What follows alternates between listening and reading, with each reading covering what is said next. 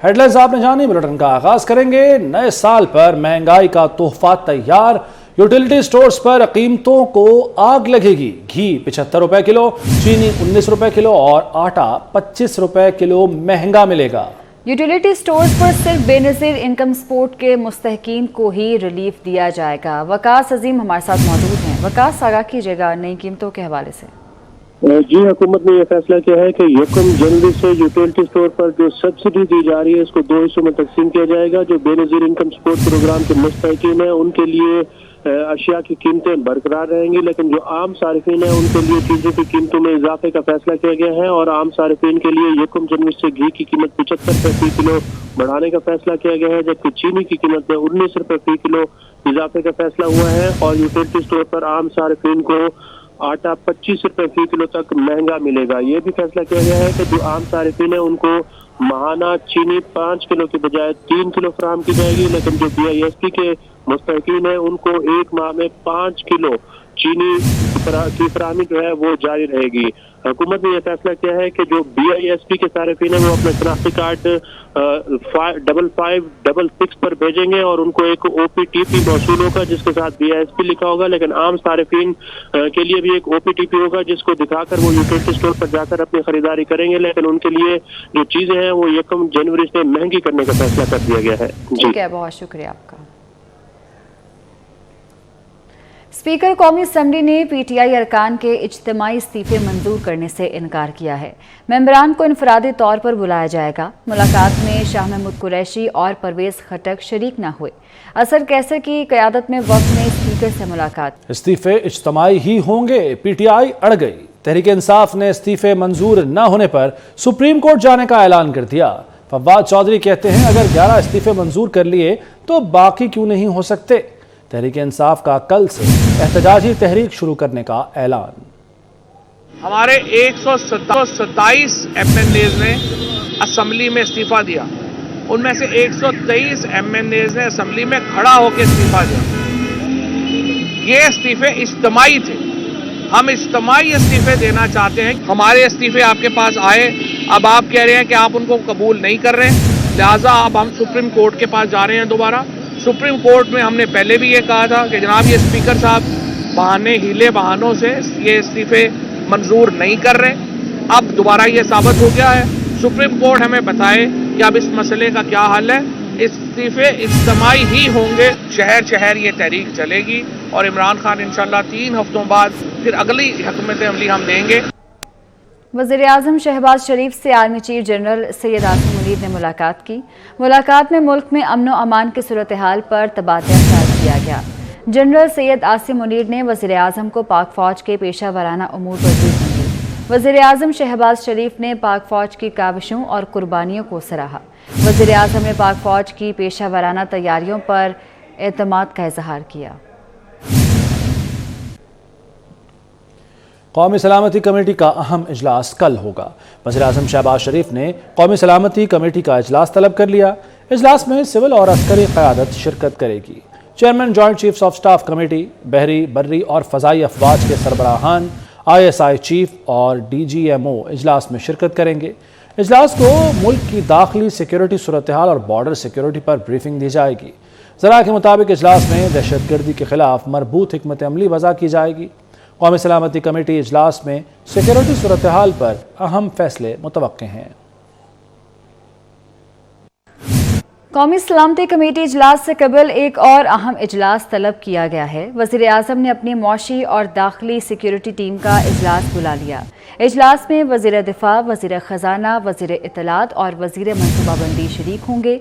मुल्क की मौशी और सिक्योरिटी सूरत हाल पर मुशावरत की जाएगी।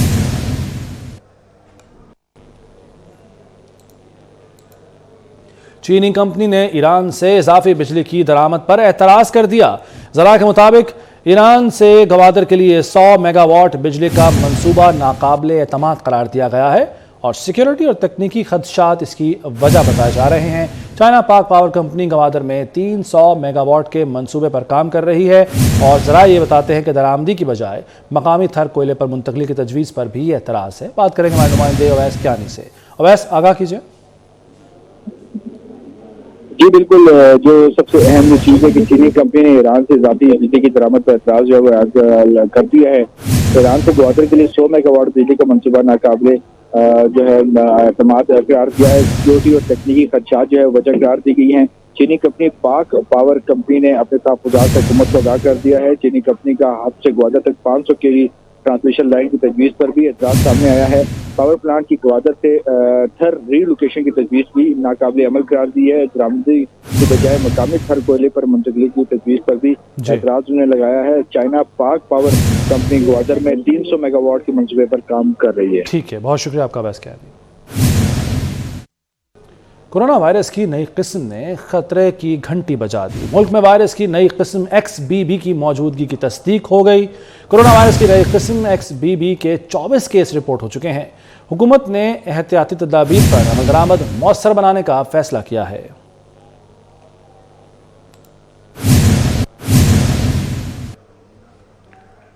کورونا کی نئی لہر نے خطرے کی گھنٹی بجا دی۔ دنیا میں کورونا کا پھیلاؤ تیز ہوتے ہی پاکستان نے بھی اقدامات تیز کر دیے ہیں۔ NCOC ہیڈ کوارٹرز میں اہم اجلاس ہوا۔ کورونا کی صورتحال کا تفصیلی جائزہ لیا گیا۔ محکمہ صحت سندھ نے بھی چین سے آنے والے مسافروں کا کورونا ٹیسٹ لازمی قرار دیا ہے۔ موسم سرما کی پہلی بارش۔ پنجاب، خیبر پختونخوا اور بلوچستان میں بادل برس پڑے۔ بارش کا سلسلہ 2 دن تک جاری رہنے کی پیشگوئی کی گئی ہے۔ پہاڑی علاقوں پر برف باری بھی خوب ہو رہی ہے۔ خراب موسم سے سیاحوں کو مشکلات کا سامنا ہے۔ ایبٹ آباد میں مری روڈ کنڈلا پر برف باری کے باعث گاڑیاں پھنس گئی ہیں۔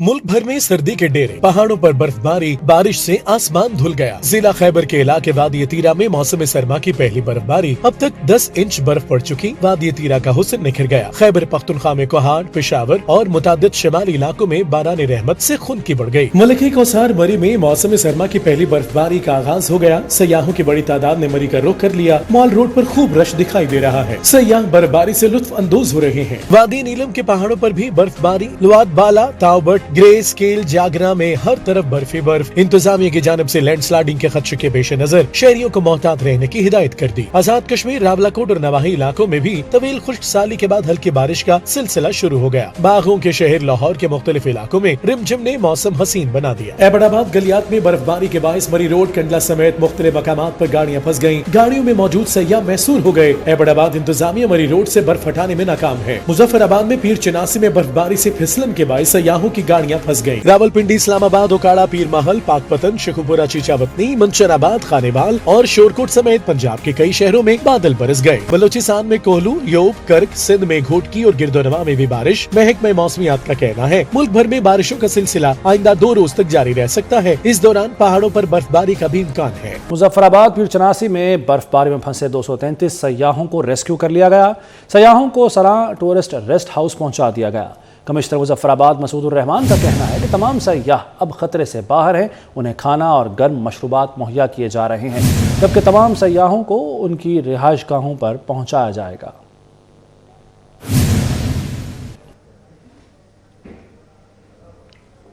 بھارت کا مکرو چہرہ ایک بار پھر بے نقاب۔ بی جے پی پورے ملک میں ہندوتوا نظریہ مسلط کرنے کے لیے سرگرم ہے۔ مودی کے ہندی کو بھارت کی سب سے بڑی زبان قرار دینے کے بیان پر متعدد ریاستیں ناراض۔ برطانوی اخبار دی گارڈین نے نام نہاد بھارتی اتحاد کا بھانڈا پھوڑ دیا۔ نیوز اسٹوڈیو سے فی الوقت اتنا ہے۔ آپ دیکھتے رہیے 24 نیوز۔